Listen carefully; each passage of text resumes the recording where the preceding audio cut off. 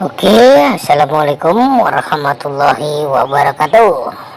Salam petir, salam kaya rame-rame. Oke kawan-kawan, berbagi informasi seputaran P Network tentunya ya.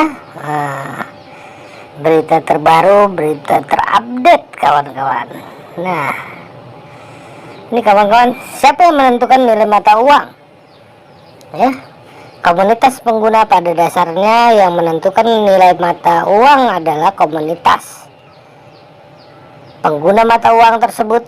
Misalnya nilai rupiah ditentukan oleh rakyat Indonesia, demikian juga dolar Amerika Serikat oleh rakyat Amerika Serikat itu sendiri kawan-kawan ya.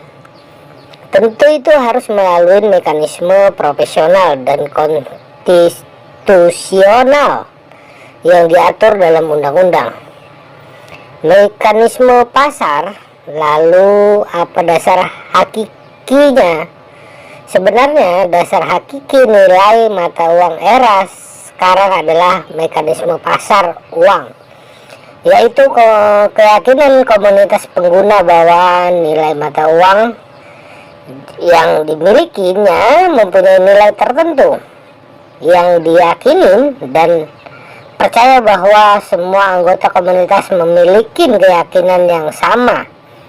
Itu tidak sekedar diyakinin dan dipercayain, namun diwujudkan ya secara nyata dengan melakukan perdagangan dengan nilai uang yang diyakini.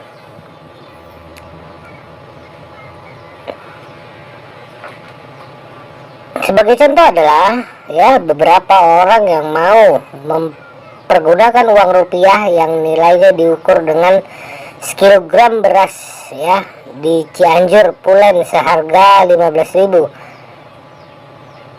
Lalu seberapa besar volume perdagangan yang dilakukan dan seberapa besar volume jumlah ya atau jumlah itu kawan-kawan ya, uang yang beredar sebagai alat pembayaran dengan ukuran nilai itu, sehingga nilai mata uang dinamis ya lebih sehat karena berbasis volume perekonomian dan perdagangan murni yang tidak semu kawan-kawan ya. Nah, Nikon shock ya. Walau begitu, pada masa lalu ada mekanisme lain, yaitu penetapan dalam khasanah moneter, disebut peg atau mematok. Nilai mata uang dipatok pada nilai tertentu. Sebagai contoh ya, dari AS atau Amerika Serikat dulu melakukan pegging ya atas mata uang mereka kawan-kawan. Dolar AS mereka mematok nilai ya 35 USDT sama dengan harga emas murni seberat 31, gram. Itu dikenal sebagai kebijakan Bretton Woods yang berlaku sejak akhir Perang Dunia Kedua. Namun tanggal 15 Agustus 1971, Presiden Richard Nixon mengumumkan kebijakan nilai mata uang mengambang berbasis pasar. Itu berlaku sampai sekarang.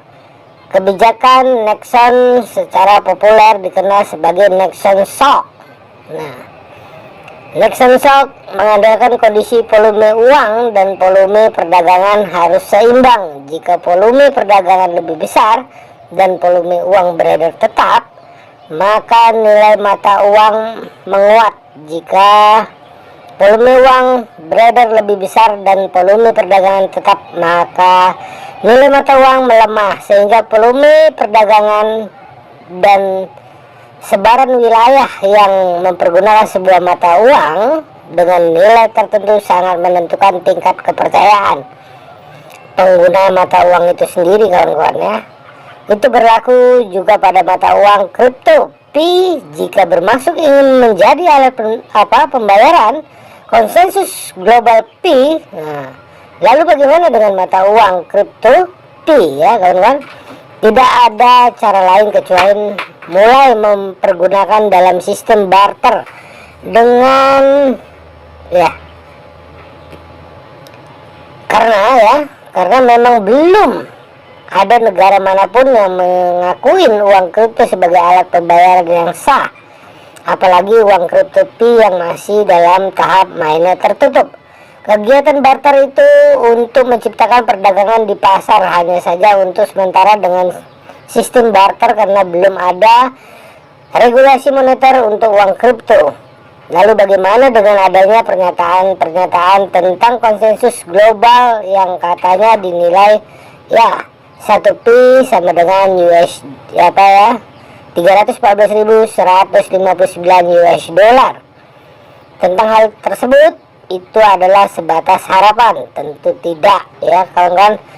Salah terciptanya sebuah harapan demikian datang dari ya kalangan penganut sistem pegging ya kawan-kawan, seperti kebijakan Bretton Woods. Namun harapan itu menyangkut sistem moneter yang dianut sebagian besar negara-negara di dunia masa kini kawan-kawan. Maka hukum pasar yang mengambang lebih bisa diterima dan lebih penerapannya kawan-kawan, maksudnya seperti itu. Karena jika mau beredar konsensus global dengan metode kebijakan Bretton Woods, maka harus ada satu komoditas sebagai backup nilai atau penjamin, misalnya emas atau berlian. Komoditas apa yang mau dijadikan jaminan nilai? Pertanyaannya berikutnya ya kawan-kawan, siapa yang harus menyediakan komoditas penjamin itu? Core team tentunya tidak mau. Para pioner gotong royong beli emas pasti juga tidak mau. Saya sebagai pioner pun tidak mau, kan gitu kawan-kawan. Semua pihak pasti tidak mau sebab volume komoditas yang harus disediakan sangat besar. Sebagai contoh, kita berasumsi jumlah pioner ada 40 juta orang, masing-masing sudah menambang rata-rata ya 1000 Pi kawan-kawan ya. Maka koin Pi yang beredar sudah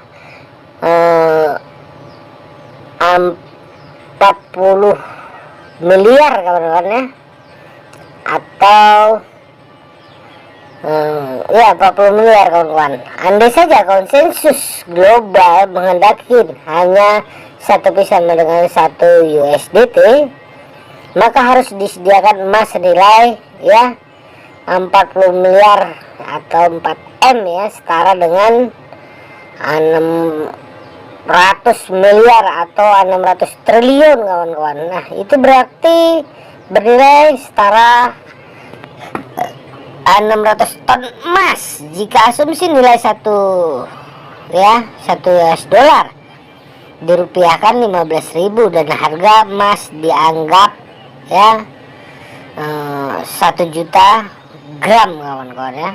Nah, silahkan dicek jika saya salah perhitungan. Silahkan hitung sendiri berapa berat emas yang harus dibeli jika konsensus global dikehendaki 1 Pi setara dengan 314.159 US dollar, sebagaimana selalu digembar-gemborkan banyak pihak. Pertanyaannya, siapa yang mau membeli untuk perdagangan emas sebanyak itu? Satu kesimpulan ya kawan, sistem konsensus global mustahil diterapkan. 2. Untuk memperbesar nilai Pi perbandingan uang fiat dan uang kripto lainnya, harus dimulai dengan menjalankan bisnis jual beli di antara para pioner dengan sistem barter yang fair, transparan, jujur, dan rasional.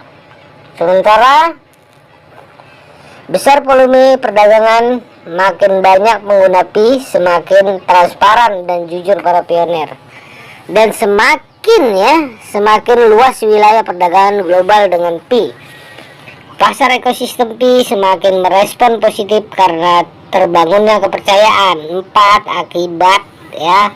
3. Selanjutnya pengundang semakin banyak pengguna Pi baru dari kalangan non pioner yang hanya bisa punya Pi dengan cara membeli Pi di pasar exchanger. 5 akibat dari proses ya lengkap. 3 dan 4, nilai Pi semakin meningkat.